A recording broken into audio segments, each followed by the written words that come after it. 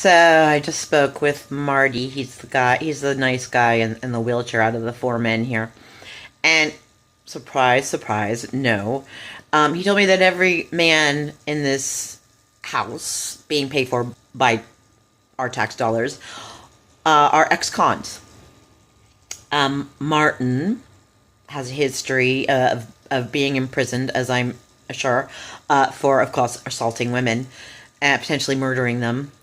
I'm sure he was on a sexual offender list, and someone paid to get him off. Martin Igbino Gun. Let's look him up. The other guy, Earl, he was in jail for 30 years for killing a guy.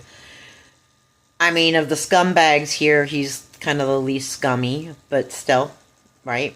And Daryl's just a filth bag, and Marty didn't tell me why he was in prison, but he's a disgusting sociopathic filth bag. And then there's an empty room that's set aside for a woman that's been empty for almost a decade, from what I understand.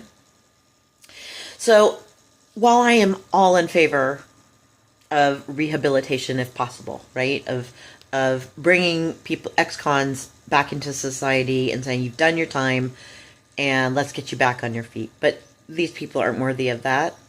Not a single one of them. Marty went to jail, he said, for 60 days.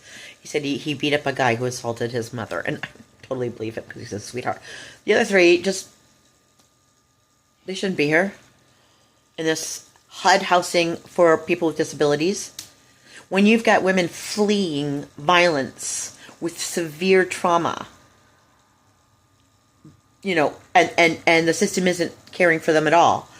And instead, Bax has picked four male ex-cons, sociopaths, to be the beneficiaries of, like $50,000, $60,000 a month from taxpayer money, while leaving the one other room for women empty. Why are you letting this happen? Why are you letting this be done with your tax dollars? I don't get it. I really don't.